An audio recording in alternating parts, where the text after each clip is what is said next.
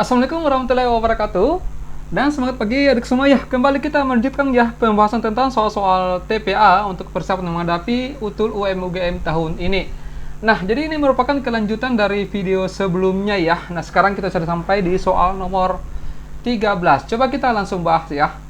Nah, di sini soalnya bangun KLM di sini berbentuk jajar genjang dengan koordinat titik K 0,2, L 2,4, M 3,1 dan titik N-nya berapa ya.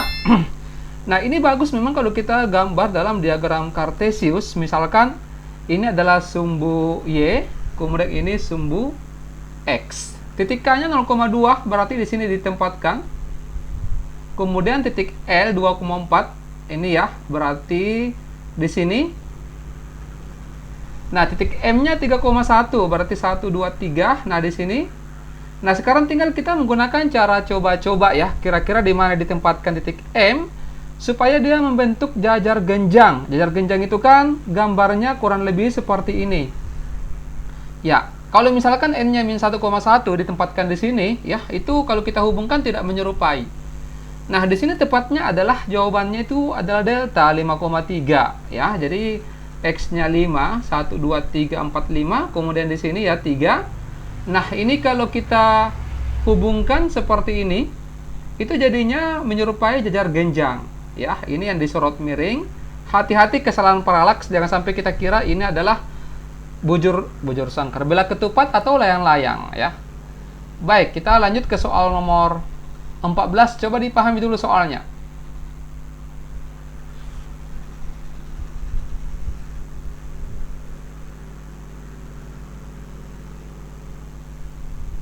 Ya, pola bilangan. Dalam menentukan pola bilangan, tetap semua triknya seperti ini. Kalau kita perhatikan ya, pergerakan bilangan itu dari kiri ke kanan, perubahannya itu tidak terlalu besar. Apakah dia membesar atau mengecil nilainya? Maka kemungkinannya itu dia menggunakan pola penjumlahan atau pengurangan.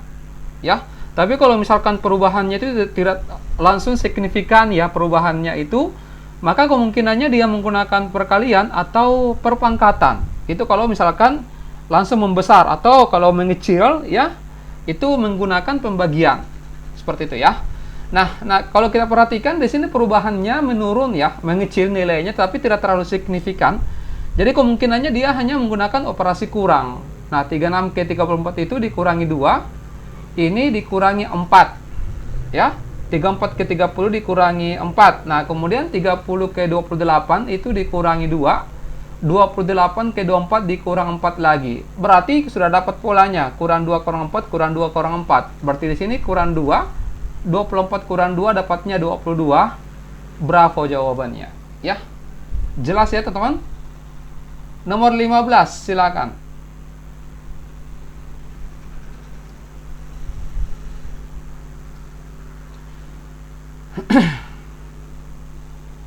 Ya, diperhatikan ya, polanya seperti ini. Ini 11, 24, 50, dia langsung membesar sekali ya. Jadi kemungkinannya menggunakan perkalian atau menggunakan kombinasi kali atau tambah, ya. Nah, ini polanya paling tepat adalah 11 ke 24 itu dikali 2, dapatnya 22 ya. Kemudian ditambah 2. Nah, dengan cara yang sama, 24 ke 50 dikali 2 tambah 2. Ini juga 50 ke 102 dikali 2, kemudian ditambah 2. Begitu seterusnya sampai di sini. Ini dikali 2, 206 dikali 2, berarti ini 12, simpan 1 ya. Ini 1, 4. 412 ditambah dengan 2, 414. Sehingga jawabannya di sini Charlie. 16, silakan.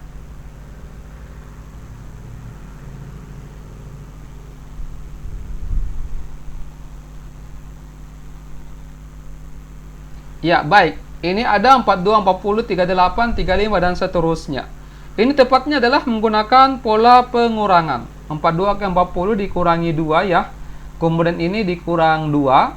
38 ke 35 dikurangi 3. Ini dikurang 2. Ini juga dikurang 2. Nah, berarti 31 ke 28 itu dikurang 3. Polanya seperti ini. Kurang 2, kurang 2, kurang 3.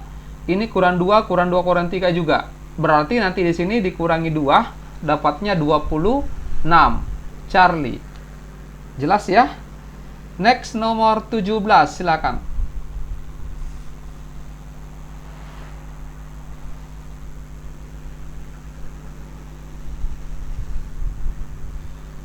Ya, baik, jawabannya apa di sini?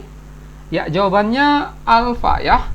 Nah, ini kalau kita perhatikan sekaligus, ini kalau yang dicari bilangannya di tengah-tengah ya atau di antaranya, maka kita boleh langsung melihat bilangannya secara sekaligus ya. Mungkin ada yang signifikan, yaitu betul saja di sini 71 kemudian 81 dengan 91. Ini lompat jauh ya. Ini ditambah dengan 10, ini juga ditambah dengan 10. Nah, kalau kita perhatikan 76 ke 86 juga ditambah 10 guys. Ini ke sini ditambah 10. Ya.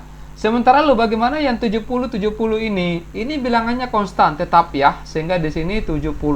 Yang lainnya saja yang ditambah-tambah 10, kemudian yang di sini itu sebagai pembatas itu tetap nilainya alfa. Nomor 18 silakan.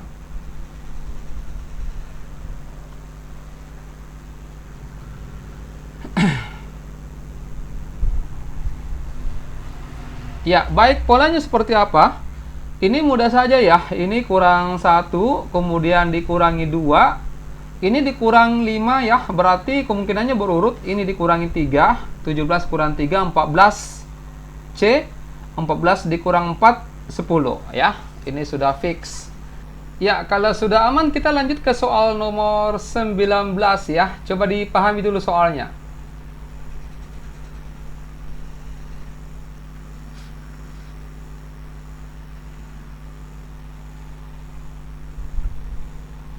Ya, di sini diperhatikan ya. Serombongan dosen mengendarai mobil berwarna merah dan menyalip mobil berwarna putih yang kecepatannya lebih tinggi daripada mobil hijau. Kemudian tiba-tiba sebuah mobil berwarna hitam yang kecepatannya lebih rendah daripada mobil kuning menyalip mendahului mobil merah tersebut. Dari cerita ini, mobil yang kecepatannya paling rendah adalah mobil berwarna apa, teman? Ini bagus kalau kita rinci ya. Coba diperhatikan dulu. Nah, di sini mobil berwarna merah menyalip mobil berwarna putih ya. Artinya kecepatannya mobil warna merah ini ya itu lebih cepat ya daripada mobil putih. Yang kecepatannya lebih tinggi daripada mobil hijau. Artinya di sini putih ini lebih cepat daripada hijau ya. Jelas, kita singkat HJ saja ya. Karena nanti hitam boleh pakai HT. Tiba-tiba sebuah mobil berwarna hitam yang kecepatannya lebih rendah daripada kuning. Nah, katakanlah kita tuliskan seperti ini. Ya, menyalip mendahului mobil merah tersebut. Nah, ini kita bisa ubah seperti ini, teman. Ya. Nah, berarti di sini sama saja kalau kuning ini lebih cepat daripada hitam. Hitam ini dia menyalip mobil yang berwarna merah tadi, ya. Nah, di sini yang hitam. Nah, berarti di sini kuning. Artinya yang paling kecepatannya paling rendah itu adalah mobil berwarna hijau. Bravo. Ya, semoga bisa dipahami ya, nomor 19. Nomor 20 silakan.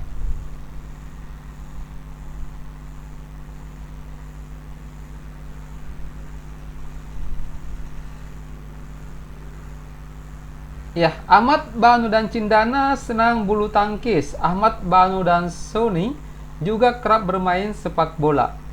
Imron dan Cindana sering melihat ketiganya ketika bermain sepak bola sambil sesekali melihat jam tangan yang melingkar di pergelangan tangan keduanya. Nah, siapakah yang terjatuh jam tangannya ketika tengah bermain bulu tangkis di kejuaraan antar sekolah? Ini bagus kalau kita rinci ya. Coba yang bulu tangkis dulu. Ini bulu tangkis. Yang main bulu tangkis di sini kita singkat saja ya. Ahmad, Banu dengan Cindana. Kemudian yang menggunakan jam tangan. Ya. Yang menggunakan jam tangan tadi di sini dikatakan sesekali melihat jam tangan yang melingkar di pergelangan tangan keduanya. Berarti Imron dengan Cindana. Nah, sekarang yang bermain bulu tangkis itu yang jatuh jam tangannya ketika bermain bulu tangkis adalah Cindana ya, karena dia yang main bulu tangkis kemudian dia yang memakai jam tangan. Jawabannya di sini bravo. Next, nomor 21 silakan.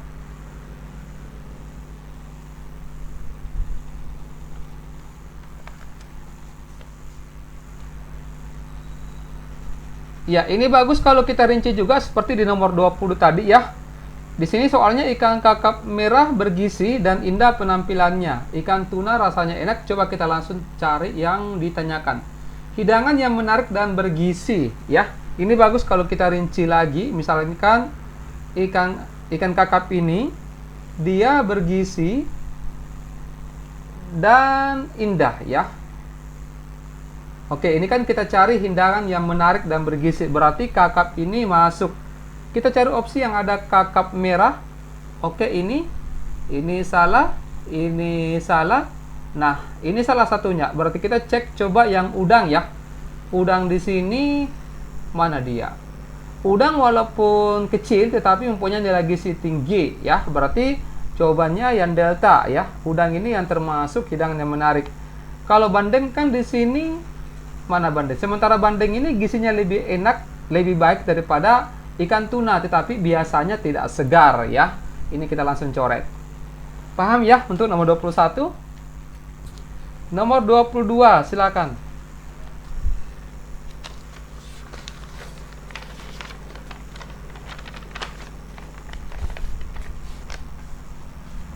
Ya, coba dilihat.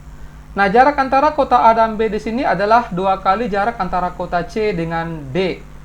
Kota E terletak di tengah-tengah antara kota C dan D. Selanjutnya diketahui bahwa jarak kota C ke kota A itu sama dengan jarak kota C ke kota E, sama dengan jarak kota D ke kota B, yaitu setengah jarak kota A ke E. Dua kota di bawah ini yang jaraknya paling jauh adalah, ini coba kita rinci lagi ya, coba diperhatikan. Nah, di sini 2 kali, kita langsung misalkan dulu, jaraknya C dengan D itu katakanlah adalah X. Berarti jaraknya A dengan B, ini kita bisa tuliskan sama dengan 2X. Ya. Nah, di sini kemudian kota E ini terletak di tengah-tengah antara kota C dengan D. Oke, berarti katakanlah misalkan ini di tengah-tengahnya. Kalau di sini C, di sini D, berarti di sini E. Ya, bisa dipahami. Nah, kemudian jarak kota C ke kota A sama dengan jaraknya kota C ke kota E. Berarti katakanlah dia di sini, ini kan sama ya. Oke, ini coba kita bikin lagi ilustrasi seperti ini. Berarti di sini A sama dengan jarak kota D ke kota B. Berarti di sini juga ada yang sama panjang dengan ini. Nah, disinilah tempatnya B. Berarti jarak yang paling jauh itu adalah kota A dengan kota B ya. Baik, sekarang demikian dulu ya teman-teman. Nanti kita lanjut lagi pembahasan soal seperti ini di kesempatan berikutnya.